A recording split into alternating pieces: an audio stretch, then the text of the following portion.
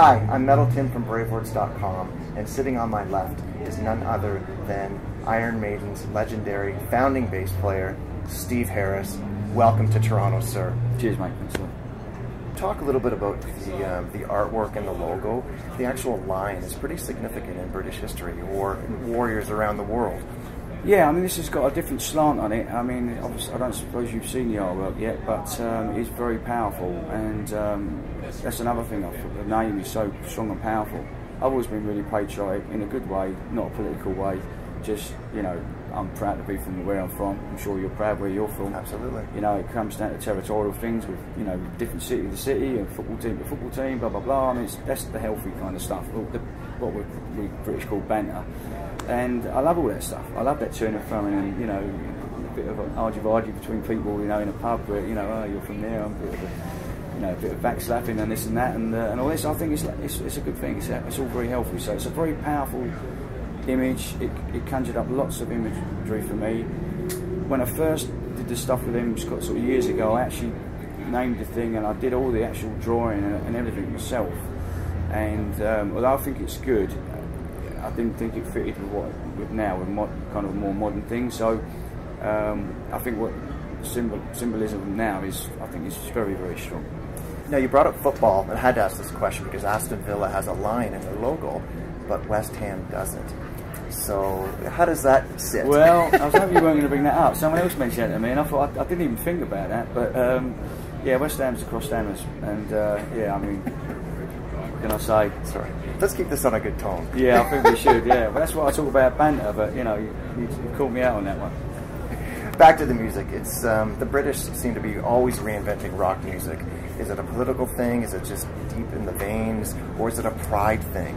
This is like the next step of where you're at musically. I don't know what it is, but all I know is that I feel privileged to have grown, to basically grown up and come from like the 70s where there was such diverse stuff going on, and I think it shows in Maiden stuff, it shows in this stuff, the influences, and to have so many wide influences. And when you think of the amount, I was thinking about it the other day, the amount of bands that come out of Britain is such a small island.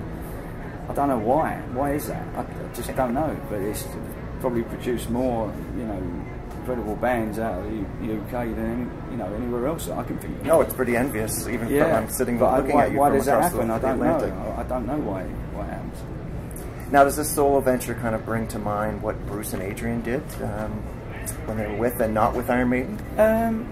Not really. It bears no relation to what they're doing. I mean, obviously they had their own thing going on, and they were happy with what they were doing, and this is very, very different. So not really, no. But I mean, I've always been happy for anyone to do whatever they want to do, as long as it doesn't affect Maiden. And it's the same with this. I wouldn't let this affect Maiden. I never will. So Maiden will always be a priority. Right. But it's nice to do something as well. It's refreshing on the side. Not that Maiden isn't refreshing. Whenever we do a new album, I'm always totally, going over it. So I mean, I really want to carry on for as long as possible.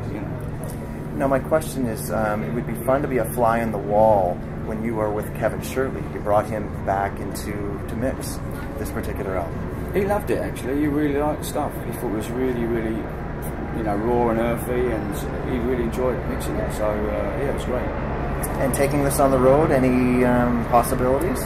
Well, I'd love to, but the thing is, we've got to find out how many people, or who's going to like it, because it's just such an unknown quantity. So we have to wait and see what happens with the album, and then we can, how can you go and book a gig? You book 200 people, 400 people.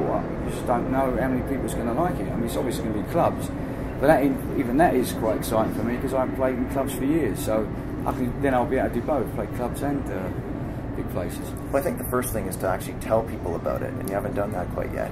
Yeah, well, we're going to tell them very soon. So yeah, it'll be happening very soon. But that's the thing; it was wanting to wait and then tell them, and it just hopefully comes out with a very big surprise, and hopefully to be generate some good interest in it.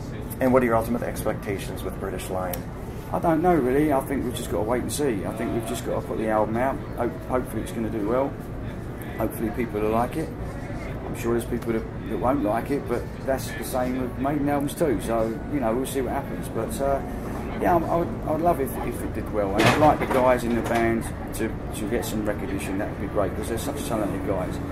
And I suppose up to now, their musical careers, have not really taken off, so it would be nice if this helped them do that. And now you officially have 2 beasts to deal with. Exactly, yeah, there is, yeah. I mean, like I have the time anyway, but I don't know, I think these days Maiden, we tend to tour each year, maybe a little less length in time, but more regular, so there's a little bit of a window of opportunity for a little bit more time to do a few things, so if I decide to sit on a beach or I decide to go and make another album, then it's up to me. So is this the final frontier for Iron Maiden? Absolutely not, no, we've got another album that we want to make, at least another album, maybe more, hopefully.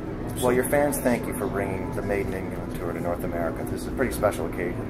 Yeah, we're really enjoying it. I think, and I think what's good about it, it's great for people who did see us the first time around. It's also great for people who weren't even born then. I mean, there were quite a few of them as well, and that's scary in itself, but it's all good stuff. Honoured to speak with you. Cheers, mate. Thank you so much. Good Thanks. luck with this project. Yeah, okay? thanks a lot. Okay, cheers. It.